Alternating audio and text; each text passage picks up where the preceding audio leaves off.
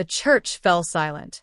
ZAINAB stood at the altar in white lace and silk, her hands trembling as Pastor Kwame whispered the final words of blessing over her marriage to Kofi, a successful businessman from a wealthy Accra family. 20 years of hiding. 20 years of prayers. 20 years of shame locked away in her heart. And now, after 2 decades of silence, she thought she could finally breathe. She was wrong. The church doors burst open. A young woman rushed forward, her movements strange, too graceful, too deliberate. The usher tried to stop her, but she slipped past like water through fingers. Guests gasped. ZAINAB's heart stopped. It was Amara, not the 13-year-old girl she'd left home that morning. Something was different. Her skin glistened under the fluorescent church lights with an otherworldly shimmer. Her feet didn't quite touch the ground as she moved. And her eyes held an ancient, knowing sadness that no child should possess. "Mama." Amara's voice echoed through the sanctuary, cutting through the organ music like a scream. "Don't leave me again." ZAINAB's world imploded. Kofi stepped back, confusion morphing into horror on his handsome face. His mother, Mrs. Achempong, dressed in Kent cloth and expensive jewelry, grabbed his arm, her mouth opening and closing like a fish. The congregation erupted into whispers that sounded like angry wasps. "What is this?" Kofi demanded, his voice sharp as broken glass. "ZAINAB, who is this girl?" ZAINAB couldn't speak. Her throat had closed. Around her, Lagos society, the elite women she'd carefully befriended, the pastors' wives who'd invited her to prayer circles, the mothers at the country club, stared at her with expressions shifting from confusion to dawning realization to something worse, judgment. Amara reached her mother, and under the altar lights, her transformation became undeniable. Her legs shimmered and shifted, scales catching the light like diamonds. Her hair floated around her head as if underwater, though the air was perfectly still. A woman in the third pew fainted. "She's a witch," someone screamed. "An abomination," another voice cried. "I told you something was wrong with her," Mrs. Achempong hissed to her son, pulling him away from ZAINAB as if she were contagious. "A woman with secrets this dark? This is what we deserve for not investigating properly." Kofi's face had gone the color of ash. He looked at ZAINAB with something between revulsion and betrayal that cut deeper than any blade. He didn't speak. He simply removed his ring, placed it on the altar, and walked away. His groomsmen followed. His family followed. The congregation followed. Within minutes, the church was nearly empty except for the devastated bride, her impossible daughter, and the echo of condemnation that would define the next chapter of their lives. ZAINAB collapsed to her knees, pulling Amara into her arms as the girl's shimmering form faded back to human. She whispered the only prayer she could manage. "Forgive me." But forgiveness, she would soon learn, was a luxury reserved for those who weren't already judged before they could speak. That evening, in their modest Lagos apartment in Yaba, ZAINAB sat in darkness, unable to turn on the lights. The news was already spreading, not just in their church, but across the entire city. Her phone had exploded with calls and messages. WhatsApp groups, the ones she'd been carefully cultivated into, had already begun their dissection of her disgrace. "Did you see what happened at the altar?" Her daughter looked like something from a horror film. "I always knew she was too quiet, too secretive. Women like that are always hiding something dark." Amara sat on the edge of the bed in their shared room, still in her communion dress, the one ZAINAB had sewn by hand over 3 months. The girl's eyes were red, but she didn't cry. She'd learned long ago that tears changed nothing. "I'm sorry, Mama," Amara whispered. "I couldn't stay away. The barrier, the one you taught me to hold. I was weak today. The stress made me weak." ZAINAB pulled her daughter close and pressed her forehead against Amara's. This girl, this impossible, miraculous, heartbreaking girl. She was the reason for everything. Every lie, every hidden identity. Every morning ZAINAB had woken up and chosen shame over honesty. 13 years ago, ZAINAB had been a different woman. Younger, more hopeful, and utterly unprepared for what her body would give birth to. She'd met Khalid at university in Ibadan, a poet with kind eyes and hands that made her feel like she was poetry herself. They'd been in love in that reckless, all-consuming way of 20-year-olds. They'd made love in his narrow student bed, whispering promises about futures that would never come. And when ZAINAB discovered she was pregnant, Khalid had simply disappeared. Left university, left the country, left her with nothing but the memory of his touch and the impossible reality growing inside her. Her family had been sympathetic at first. Her mother, a devout woman named Amara, had wept but ultimately accepted the shame as God's will. But when Amara was born, when the midwife had placed a screaming, newborn baby in ZAINAB's arms and her skin had shimmered with that telltale aquamarine glow, everything changed. "This is not a child of God," her father had said, his voice low and lethal. "This is a sign of your sin, ZAINAB. A curse." Her mother had crossed herself repeatedly, whispering prayers. Relatives had come and gone, their gossip spreading through Accra like poison. Some said ZAINAB had been possessed by a water spirit. Others claimed she'd made a pact with dark forces. The midwife had refused to come back. The pastor had suggested prayer and fasting. So ZAINAB had done what any desperate mother would do. She'd hidden. She'd taken her daughter and disappeared from Accra, moving to Lagos under an assumed name. She'd found work as a seamstress, taking in alterations and custom pieces. She'd learned to keep Amara hidden, to teach her to suppress the shimmer, to hold a human form even as every fiber of her being screamed to be something else. She'd built a wall of lies so carefully constructed that she'd almost believed it herself. And now that wall had crumbled in front of 200 people, and her new husband had looked at her like she was the monster everyone had always whispered she was. ZAINAB looked at her daughter in the darkness and made a decision that would change everything. "We have to disappear again," she said quietly. "Tomorrow. We'll leave Lagos." But she didn't know that disappearing was no longer possible. She didn't know that the video of the church incident was already spreading on social media. She didn't know that her face and Amara's story were about to become the subject of every prayer group, every market conversation, every family dinner table in Lagos, Accra, and Nairobi. She didn't know that the worst was still to come. What would you do if your past was exposed in front of everyone like this? Hit like if you've ever been judged unfairly for something beyond your control, and comment where you're watching from. Subscribe now because Amara's truth is about to trigger a betrayal that will shatter ZAINAB's world completely. The market in Yaba was where ZAINAB had always felt most invisible, just another woman haggling over prices, one of thousands moving through the stalls with their heads down and their business close to their chests. But everything was different now. 3 days after the wedding that never was, ZAINAB went to buy rice and vegetables. She needed to maintain some semblance of normalcy, to pretend that life hadn't fundamentally altered.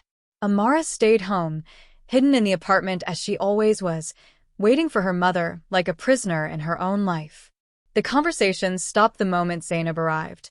She felt it first as a shift in energy. The way the air seemed to thicken around her, the way vendor women suddenly became very focused on their wares instead of their usual greetings. Mama Ojo, who sold the best tomatoes and had always saved the ripest ones for ZAINAB, looked away when their eyes met. "Mama Ojo," ZAINAB called gently, approaching the vegetable stand. "The usual, please?" The older woman's jaw tightened. She began loading tomatoes into a plastic bag with movements that seemed deliberately cold. "That will be 800 naira, she said, not meeting ZAINAB's eyes. ZAINAB handed her 1,000 naira note. "Keep the change as always." "I don't want her money," Mama Ojo said, her voice low and hard. She thrust the bag toward ZAINAB. "I don't want to touch anything from your hands. A woman who gives birth to demons, there's darkness on you. Real darkness. I don't want it in my family." The words landed like physical blows. Around them, the market had gone completely quiet. ZAINAB's hands shook as she took the bag of tomatoes. "You don't know what you're talking about," she said, trying to keep her voice steady. "My daughter is not." "Your daughter?" A woman ZAINAB recognized from the church, Sister Folake, a deaconess, appeared at her elbow. That thing is no daughter. It's a sign. God is showing us that his judgment falls on those who live in sin and deception. She's a child, ZAINAB whispered. Just a child. Whose child? Another voice asked. It was Mrs. Obinna, mother of 3, regular at the women's Bible study. Because she's certainly not the child of any good man. Tell us, ZAINAB, who fathered that creature? What demon did you lie with? The words were meant to wound. And they did. Other women began to close in, their faces twisted with a mixture of fear and righteousness that ZAINAB recognized as the most dangerous kind of judgment. The judgment of the faithful who believed they were serving God by casting out the unclean. My personal life, ZAINAB began. Your personal life? Sister Folake's laugh was bitter. You brought your personal corruption into God's house, ZAINAB. You tried to trick a good man into marrying you while hiding an abomination. That's not personal. That's wickedness. ZAINAB turned to leave, but Mrs. Obinna grabbed her wrist. Her fingers were surprisingly strong, digging into ZAINAB's skin with almost vicious intensity. I warned my son about you, she hissed. The moment I met you, something felt off. Too perfect. Too quiet. Women like you are always hiding something. And now we know what it is. We know what you are. Let me go, ZAINAB said, trying to pull away. A witch, someone muttered. Then others picked it up, a chant that started soft and grew louder. Witch. Witch. A witch hiding in our community. ZAINAB wrenched her wrist free and ran. Behind her, she could hear them calling out, their voices following her through the market like pursuing ghosts. She clutched the bag of tomatoes to her chest, her heart hammering so hard she thought it might break through her ribs. She didn't notice the man following her. His name was Jude, and he'd been watching ZAINAB with interest for several months, long before the wedding disaster. He was a journalist, and he had an instinct for stories that sold. The kind of stories that made people click, share, and rage. The kind of stories that made careers. He had a phone in his hand and a plan forming in his mind. By the time ZAINAB reached her apartment building, her hands were shaking so badly she could barely fit the key into the lock. Amara was at the door the moment she entered, her young face creased with worry. Mama, what happened? I felt it, your fear. It was so loud. ZAINAB set down the tomatoes and pulled her daughter into her arms. Nothing, baby. Nothing. We're going to be fine. But as she held Amara, she felt the girl's skin beginning to shimmer against her chest, a sign that her daughter's emotional control was slipping. And ZAINAB knew that eventually, control was something neither of them would be able to maintain. That night, her phone buzzed with notifications. Dozens of them. Hundreds. All from strangers. All from people who'd seen videos of the wedding, screenshots of discussions, and now there was a hashtag trending. Hashtag Lagos Abomination. Jude's article had gone live on one of the most popular Lagos gossip blogs, and the headline was devastating. Shocking. Woman hides supernatural daughter from Lagos society. Exposed at altar. The comments were a tsunami of judgment. This is why we need to go back to our traditions. The ancestors would never allow such abominations. That girl is clearly possessed. Why hasn't anyone called a pastor? I feel so sorry for Kofi. He almost married into that curse. The mother is definitely a witch. Normal women don't hide their children like that. ZAINAB read each comment like she was reading her own condemnation. The judgment wasn't coming from a few people in the market anymore. It was coming from thousands. From strangers who'd never met her or Amara but felt entitled to their condemnation. She looked at her daughter and saw her own shame reflected in those ancient eyes. I'm sorry, ZAINAB whispered. I'm so sorry, baby. What she didn't know was that the story was about to get significantly worse. She didn't know that Kofi, her ex-fiancé, the man she'd trusted with her body if not her truth, was being interviewed for a follow-up piece. And she certainly didn't know what he was about to reveal. The next morning, ZAINAB's phone rang. It was a number she didn't recognize. She almost didn't answer, but something made her pick up. Is this ZAINAB MENSAH? A woman's voice asked, professional, cold, official. Yes, who is? This is Superintendent Adeyemi with the Lagos Family Services Division. We've received multiple reports concerning the welfare of a minor in your care. There are allegations of child abuse, emotional manipulation, and the woman paused, and ZAINAB could almost hear her choosing her words carefully. Unnatural circumstances. We need to conduct an immediate home visit. Is the child present? ZAINAB's blood turned to ice. What? No, there's been a misunderstanding. My daughter is fine. She's safe with me. I don't know what. The visit is not optional, Ms. Mensah. We'll be there within the hour. Do not attempt to leave the residence with the minor, or we will involve the police. The line went dead. ZAINAB looked at Amara, who stood in the doorway of their bedroom, her eyes wide with terror. The girl's skin was already beginning to shimmer, a sign of panic that she usually had better control over. Mama? Amara's voice was small, childlike in a way it rarely was. What's happening? Before ZAINAB could answer, her phone buzzed again. A text message from an unknown number with a link and a simple message. Check Kofi's new interview.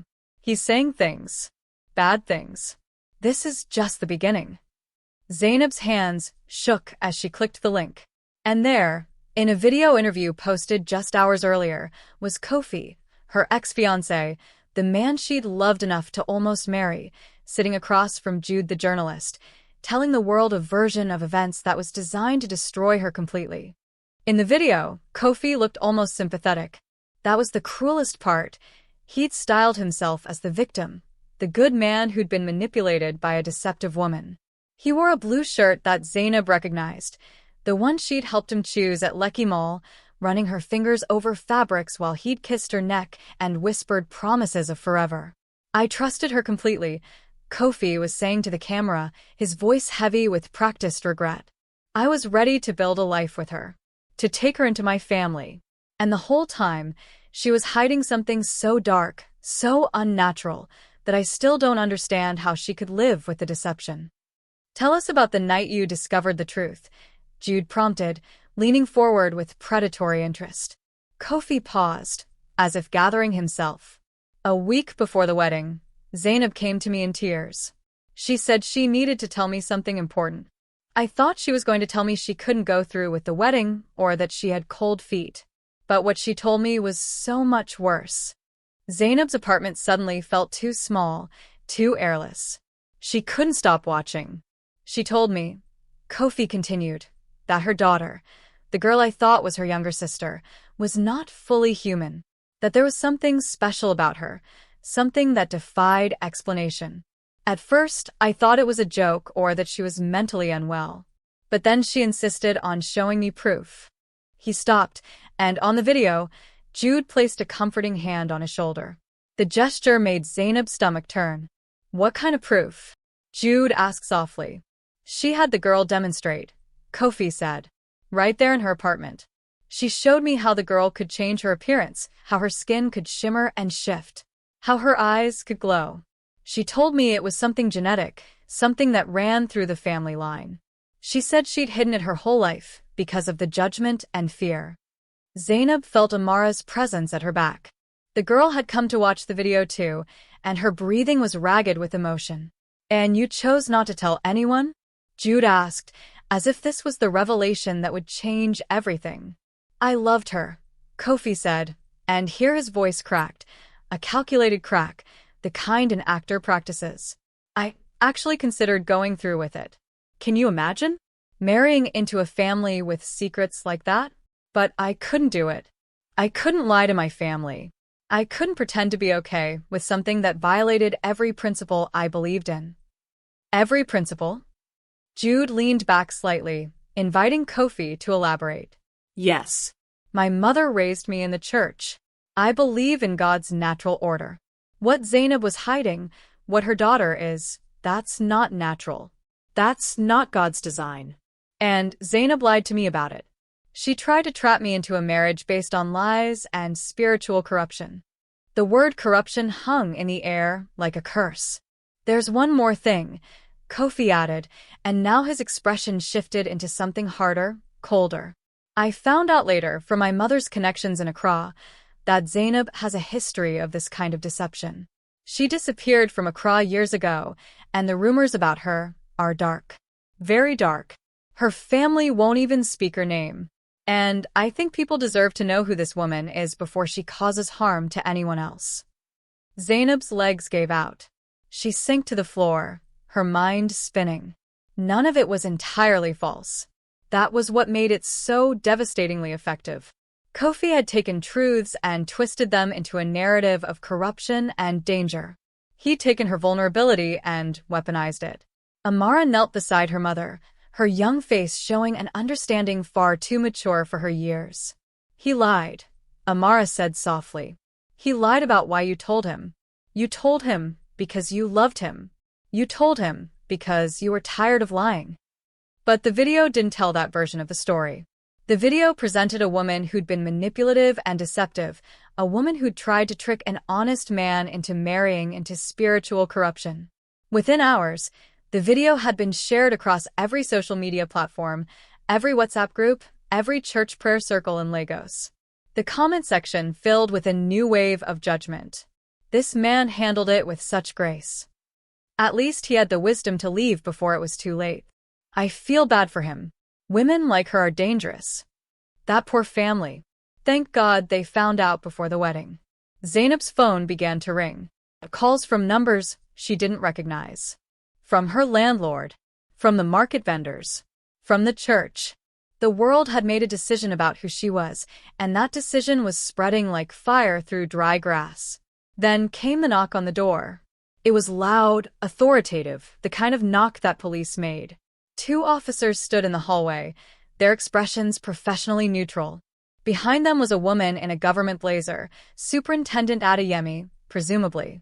Ms. Mensah, the superintendent said. We need to speak with you about the child in your care. May we come in?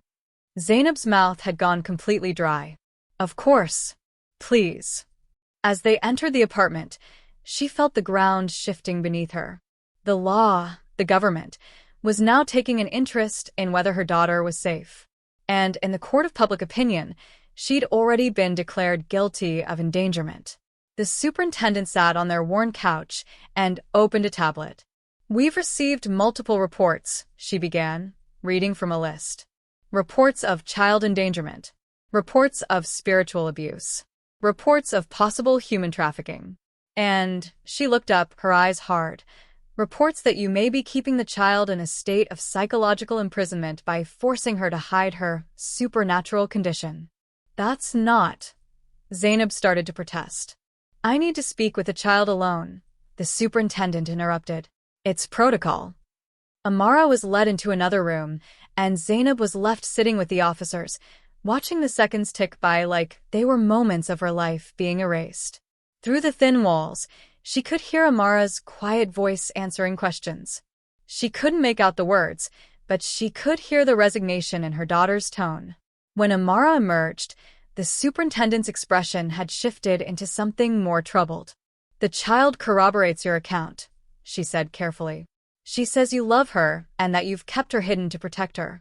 However, she set down her tablet, the law is complex here. We can't ignore the reports.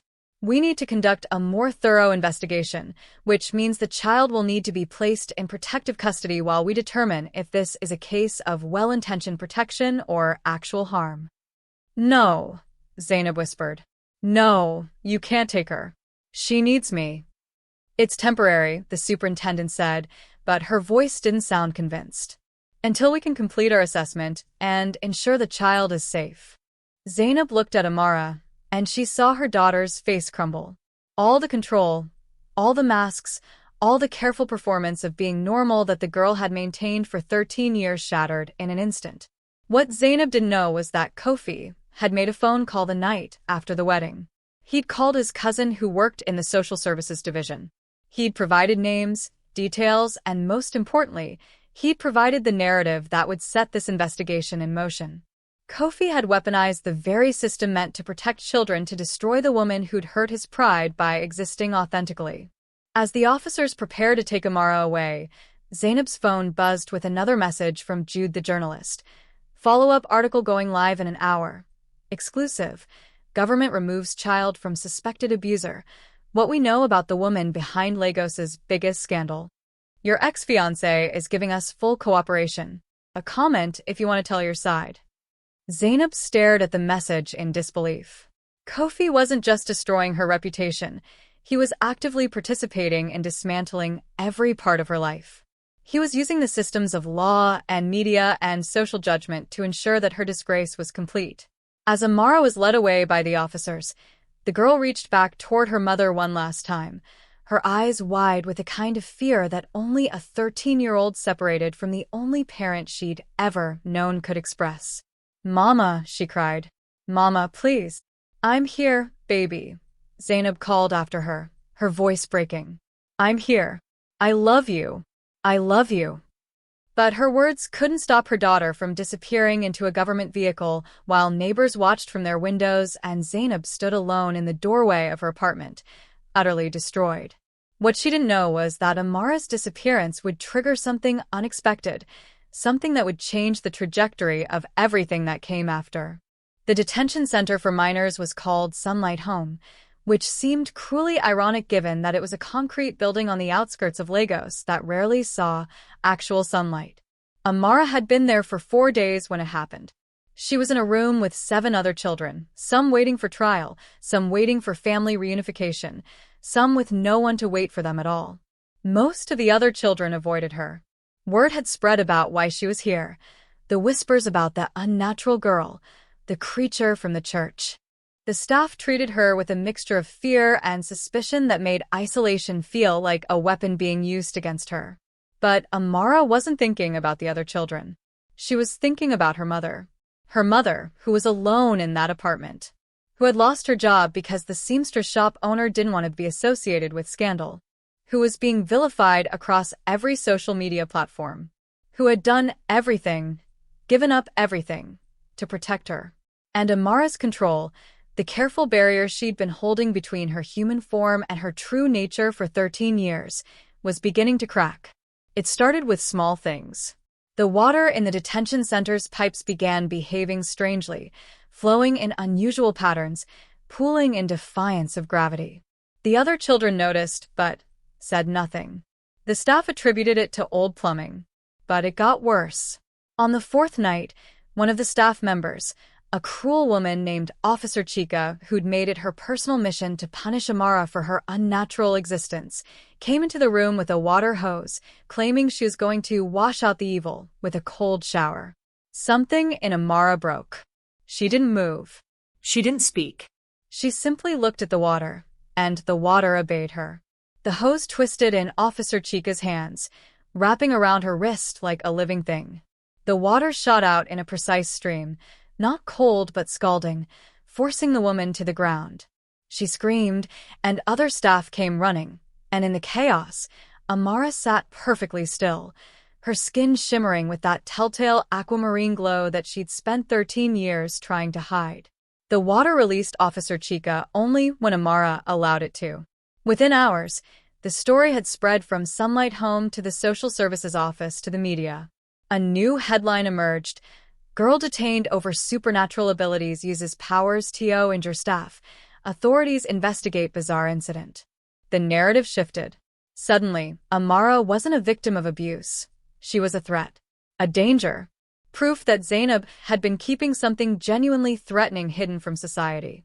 And that's when things got interesting. Because that same story reached a woman named Dr. Folake Okafor in Nairobi, Kenya. Dr. Okafor was a researcher who'd spent 15 years studying genetic anomalies in East and West African populations. She'd heard the rumors about children with unusual abilities. She tracked the whispers and folklore across the continent. And she knew, with almost absolute certainty, that Amara Mensah was not a curse, not a monster, and certainly not a supernatural being requiring detention. She was a genetic miracle. Dr. Okafor made a phone call to the superintendent of Sunlight Home. "I need to see that girl," she said without preamble. "I'm a researcher from Nairobi, and what you're describing is not a supernatural incident. It's a documented genetic variation that appears in certain populations across Africa. The child is not dangerous. She's unique." The superintendent, overwhelmed by the situation and desperate for any explanation that didn't involve actual demons, agreed. 3 days later, Dr. Okafor arrived in Lagos. She was a woman in her 50s, with silver-streaked hair, intelligent eyes, and the kind of presence that made people believe she knew exactly what she was talking about. She looked at Amara through the observation window of the detention room and saw what Amara was. Not a threat, but a gift. "Hello, Amara," she said gently, sitting across from the girl. "My name is Dr. Folake Okafor. I'm a researcher, and I've spent my whole life studying people like you. And I think your mother has been protecting you not because of shame, but because of love." Amara looked up, tears streaming down her face. "My mother told me she was ashamed. She said I was shameful." "Your mother told you that to keep you safe," Dr. Okafor said. "But I think now that the world knows about you, it's time we change the narrative. It's time the world understood that you're not a curse. You're proof that humanity is more beautiful, more diverse, more miraculous than most people realize." Dr. Okafor had a plan. She was going to do something that most people in Amara's situation never got. She was going to reframe the story. That evening, Dr. Okafor held a press conference at the Lagos branch of the Pan-African Health Institute. She stood before cameras and journalists and social media feeds and told the truth, not the truth as Kofi had distorted it, but the actual truth. "I'm Dr. Folake Okafor," she began, "and I'm here to discuss Amara Mensah, the young woman currently detained at Sunlight Home. I have been studying genetic variations across African populations for 15 years, and I can tell you with professional certainty that what Amara possesses is not supernatural. It is a documented genetic variation that appears in approximately 0.003% of the African population." The journalists leaned forward, hungry for a new angle on the story. Amara's mother, ZAINAB, has been protecting her daughter from exactly this kind of persecution that we're seeing now: unfounded accusations, spiritual condemnation, and legal detention based on fear rather than evidence. The incident at Sunlight Home was not an attack. It was self-defense. When Officer Chika attempted to harm Amara with scalding water, the girl's genetic gift allowed her to defend herself. Dr. Okafor pulled up research papers on the screen behind her. "I am asking the government of Nigeria to immediately release Amara Mensah and to launch an investigation into the treatment she has received in state custody. I am also asking society to examine the way we respond to things we don't understand, with compassion or with condemnation." The press conference didn't change everyone's mind. The comment sections still filled with doubters and believers in demonic possession. But it created a crack in the narrative that Kofi and Jude had constructed. Dr. Okafor's credentials were impeccable. Her research was legitimate. And most importantly, she was framing Amara not as a victim of her own nature, but as a victim of her society's prejudice. The superintendent called ZAINAB that evening. "Your daughter is being released into your custody," she said, her tone formal but with an undercurrent of apology. "We will be launching an investigation into the conditions she experienced while detained. And," the superintendent paused, "we will be reviewing the original reports that led to her detention. It appears there may have been malicious intent behind some of the accusations." ZAINAB couldn't speak.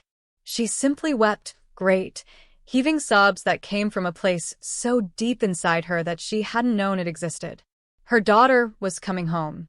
But as ZAINAB was preparing to pick up Amara, her phone rang again. It was a number she recognized: Kofi's mother, Mrs. Achempong. "You think you've won?" the older woman hissed into the phone.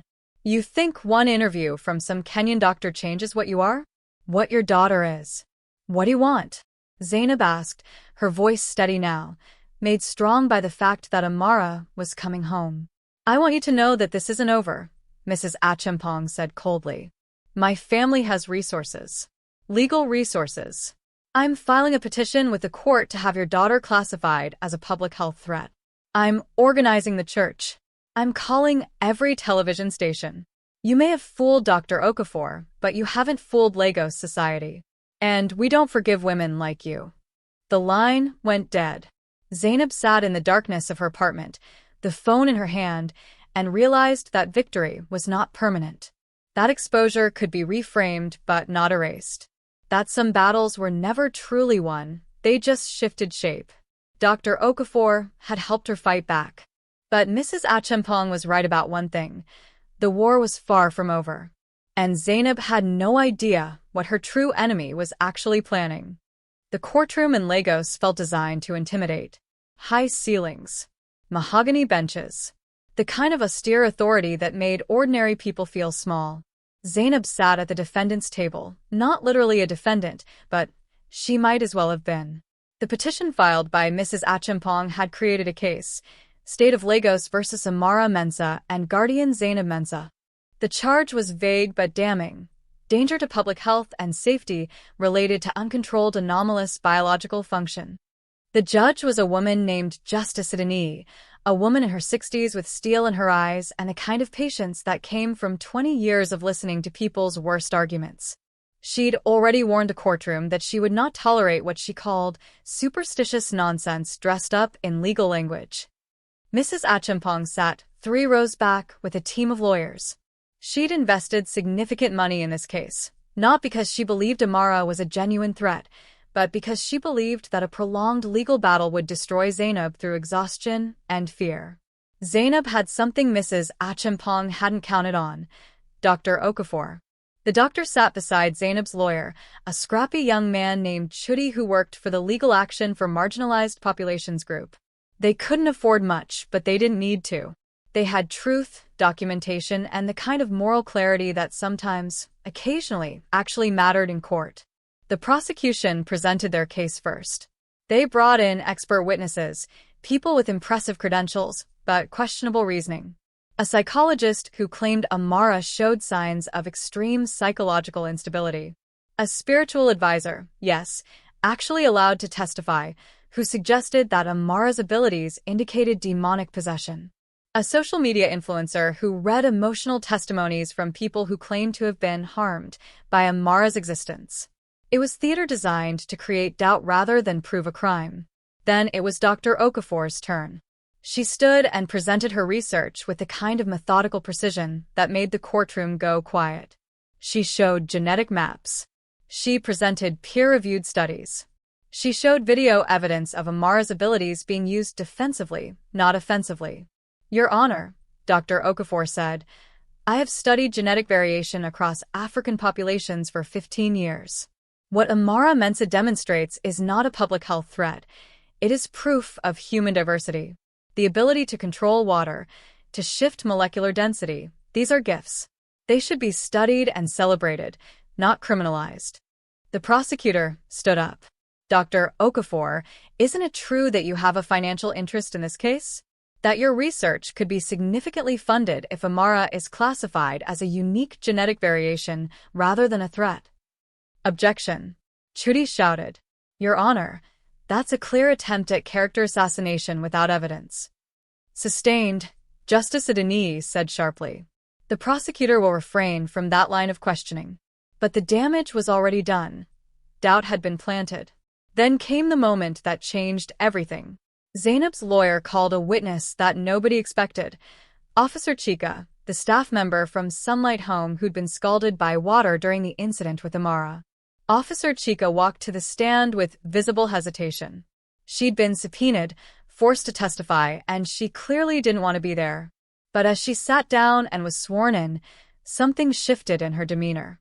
Officer Chika, Chudi began gently. Can you describe what happened the night of the incident with Amara Mensah? Officer Chika looked down at her hands. On her wrists, there were bandages covering what everyone knew were serious burns. I went into the detention room with a water hose, she admitted quietly. I was going to use it to force the girl into compliance. She paused, struggling with shame. I was going to hurt her. I was going to use the excuse of hygiene, but I was going to deliberately cause her pain. The courtroom stirred. Mrs. Achampong's lawyers looked at each other in alarm. And then, Chudi prompted. And then she stopped me. Not by fighting. Not by attacking. She controlled the water. She turned it back on me. And it burned me, but she only burned me enough to stop me. She didn't try to kill me. She didn't cause permanent damage. She defended herself. Officer Chika's eyes were wet now. I've been thinking about this for days. I've been thinking about what I was doing. And I realize now that I was the criminal in that room, not her. I was going to abuse a child, and she stopped me. That's not a threat to public safety. That's a girl protecting herself. There was a moment of absolute silence in the courtroom. Then Mrs. Achampong stood up abruptly, her face flushed with rage. She stormed out of the courtroom, and her legal team followed. They'd lost the narrative, and she knew it. Justice Fidani made her ruling from the bench that same day. This case has been presented as a matter of public safety, but what it actually represents is a community's fear of the unknown transformed into legal persecution. I find no evidence that Amara Mensah poses any danger to public health. I find substantial evidence that she and her mother have been victims of prejudice, defamation, and abusive process. The petition is dismissed. Amara Mensah is released without restriction. And I am referring this case to the Bar Association for investigation into the motivated filing of a frivolous petition. Justice Adani turned to look directly at ZAINAB. Ms. Mensah, I want to say something to you directly. You protected your daughter when society wanted to condemn her. That was not shame. That was love. And love is never something we should have to hide. ZAINAB began to cry, not tears of sadness, but tears of validation, of her choices being seen not as weakness, but as strength. That evening, as news of the court decision spread, something unexpected happened. The narrative shifted. Social media, which had been ruthlessly condemning ZAINAB and Amara just days earlier, began to reflect. People started asking themselves hard questions about judgment, about prejudice, about the way they'd participated in persecution without facts. A hashtag emerged, #SeeAmara. It wasn't about celebrating Amara's abilities anymore. It was about seeing her as a person, as a girl, as someone deserving of compassion rather than condemnation. But there was one person who wasn't ready to accept defeat. Kofi appeared at ZAINAB's apartment door 3 days after the court decision.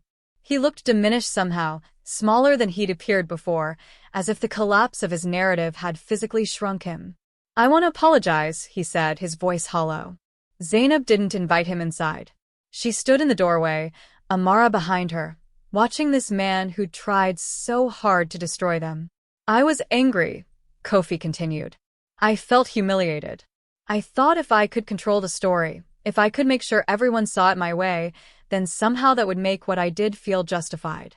But I realize now that I was just as judgmental, just as afraid, just as cruel as everyone else. Yes, ZAINAB said simply. You were. I can't undo what I've done, Kofi said. But I want you to know that I'm withdrawing my support from any further legal action. I'm publicly retracting my statements. He struggled with the words. I'm sorry. Truly sorry. He turned to leave, then looked back at Amara. You have an extraordinary gift. I was too small-minded to see that. I'm sorry for that too. After he left, Amara looked up at her mother. Do you forgive him? ZAINAB thought about this for a long moment. I don't know yet, she said honestly. But I'm not angry anymore. And I think that's enough for now. What ZAINAB didn't know was that Mrs. Achampong was not done. That she was, in fact, planning something far more dangerous than legal petitions or media campaigns. She was going to come for Amara directly. 3 weeks after the court victory, ZAINAB received a disturbing package at her apartment. Inside was a video file and a handwritten note in Mrs. Achampong's elegant script. Your little moment of victory changes nothing. The world may have temporarily forgiven your abomination, but I have resources you cannot imagine. This video will be released in 48 hours unless you agree to my terms. Call the number below. ZAINAB's hands shook as she opened the video file. What she saw made her blood run cold. It was footage of Amara, recent footage, somehow captured without ZAINAB knowing. In their apartment, fully transformed. Her skin shimmering, her body shifting between human and something else entirely. Water floating around her in defiance of gravity. The kind of visual proof that would confirm every whisper, every accusation that she was something other than human. But that wasn't what terrified ZAINAB most. At the bottom of the video file was metadata. And the metadata told a story. The footage had been edited and manipulated. Amara's abilities had been artificially enhanced using digital effects. The transformation was exaggerated beyond what was naturally possible. The image was designed to make Amara look like a monster rather than a girl with a gift. Mrs. Achampong was going to release this manipulated footage and claim it was real. She was going to restart the persecution narrative with false evidence. And this time, ZAINAB wasn't sure they would survive it. ZAINAB had 48 hours to save her daughter from destruction. She called Dr. Okafor first. The doctor's response was swift and brilliant. Video forensics, Dr. Okafor said over the phone. There are experts who can prove digital manipulation. But more importantly, we need to get ahead of this narrative. We need to release the truth before she releases the lie. ZAINAB and Dr. Okafor worked through the night. They contacted tech experts who could identify the digital alterations in Mrs. Achampong's video. They called journalists who owed them favors.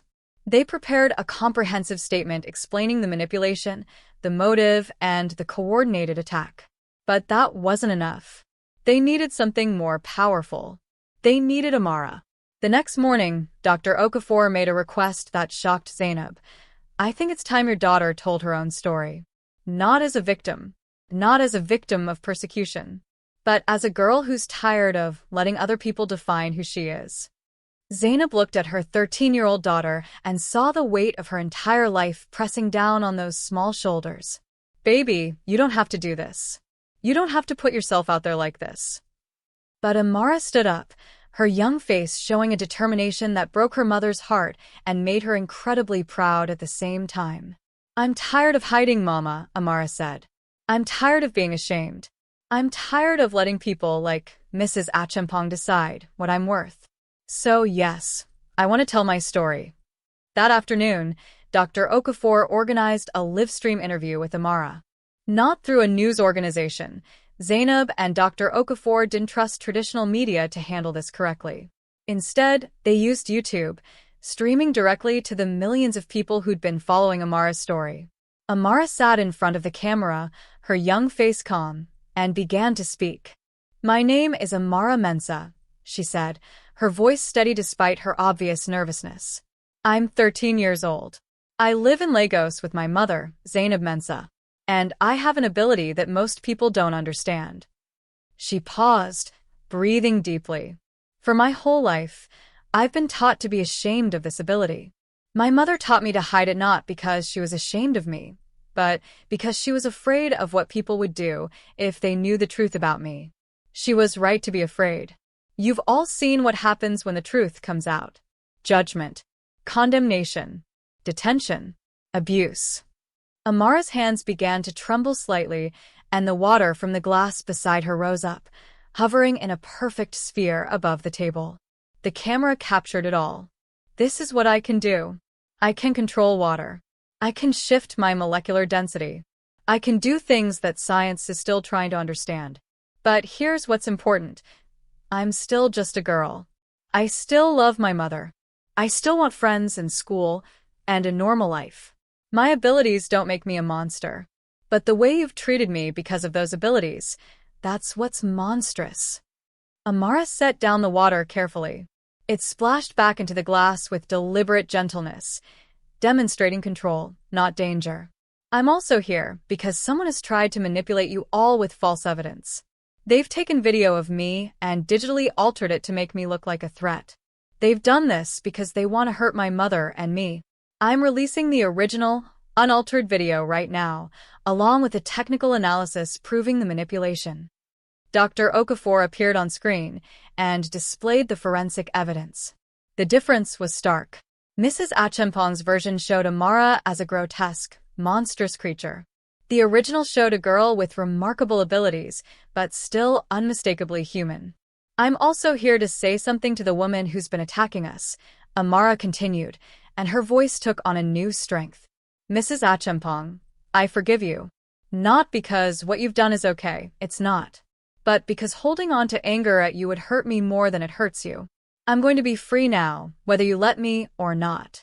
The live stream had been viewed by 200,000 people within the first hour.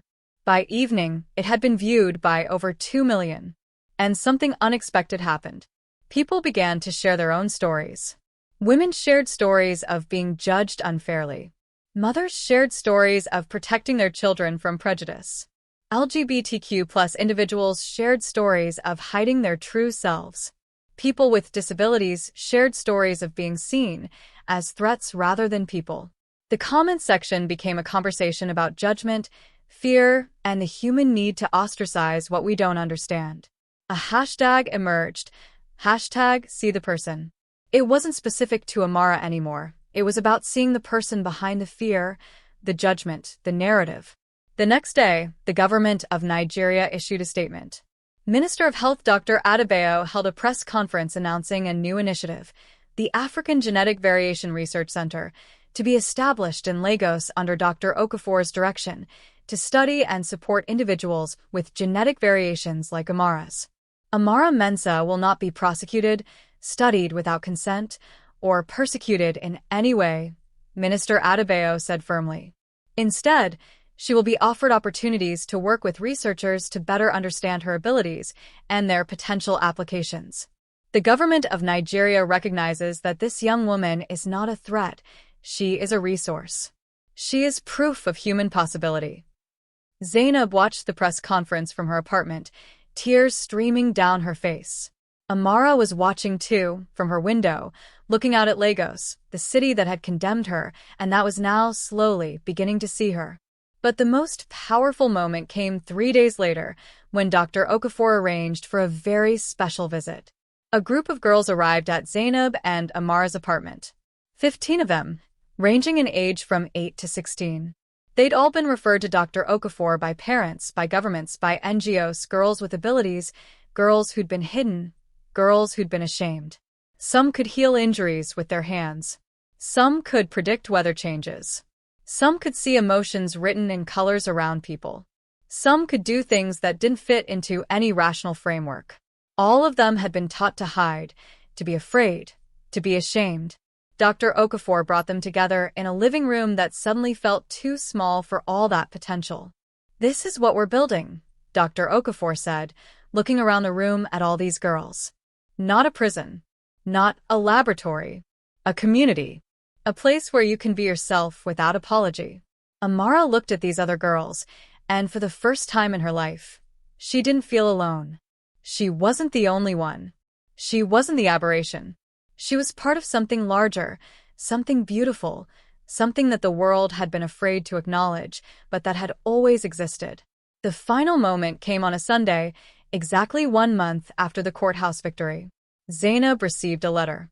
It was handwritten, sealed, and it came from Mrs. Achempong herself. ZAINAB's hands hesitated over the envelope. She could throw it away unread. She could burn it. She could send it back unopened. But instead, she opened it. The letter was brief.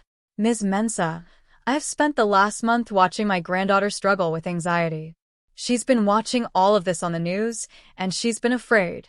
She asked me yesterday, 'Grandmother, if Amara is bad, then what does that make me?' And I realized that I didn't have a good answer.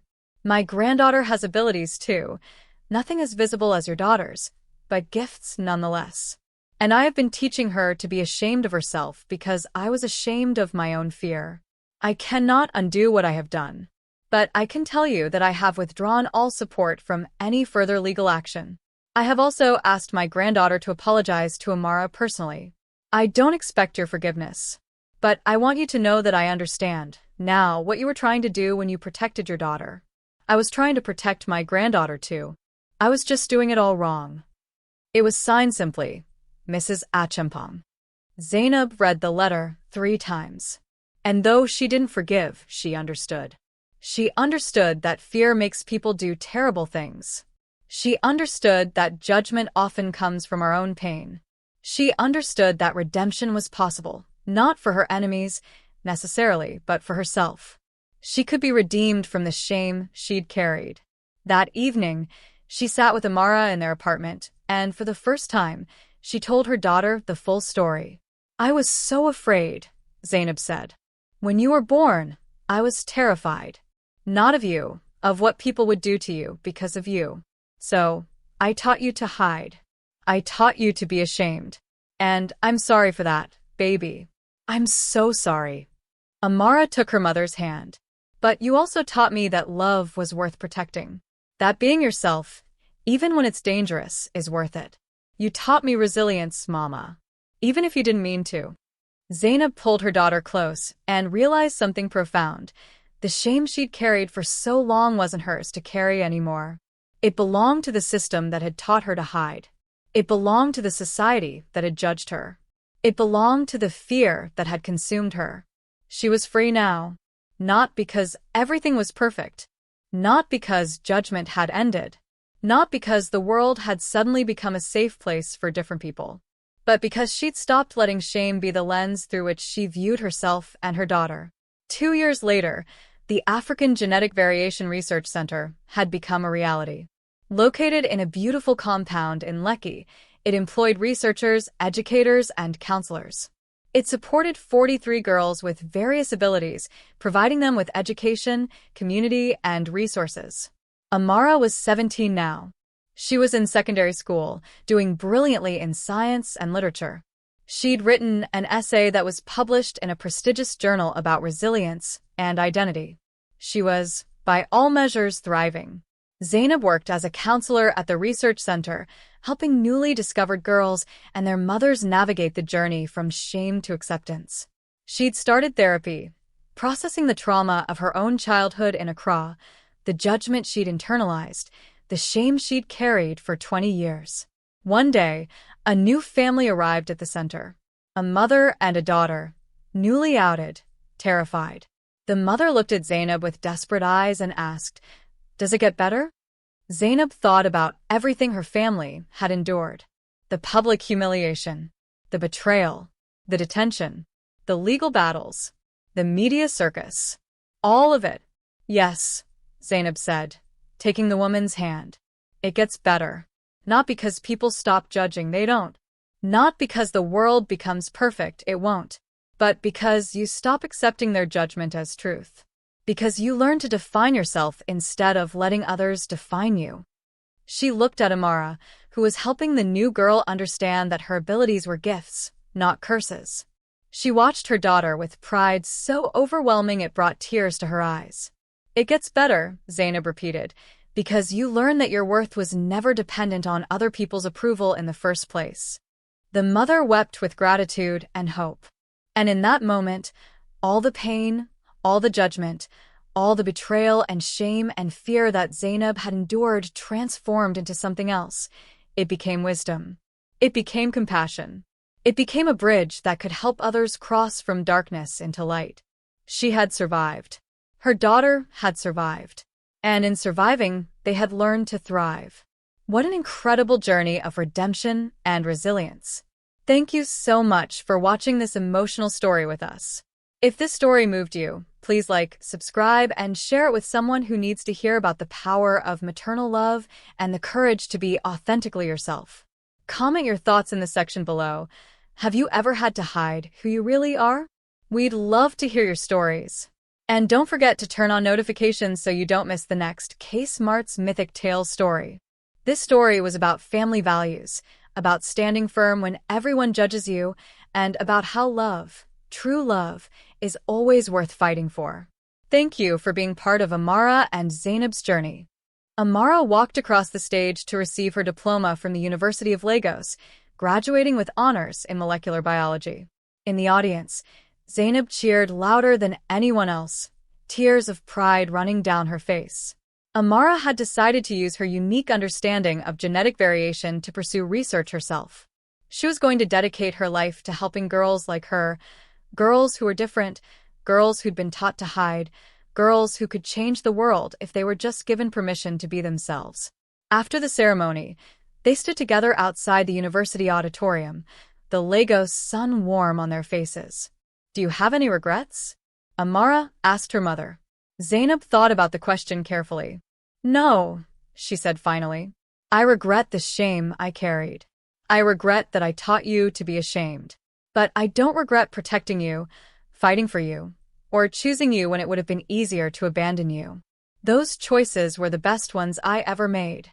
They stood together in comfortable silence, mother and daughter, two women who'd survived judgment and emerged on the other side not unscathed, but transformed.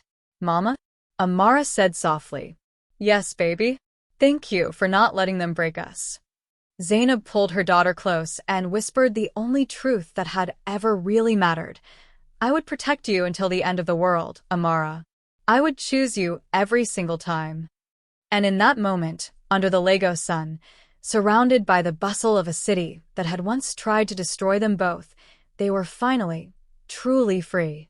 The end.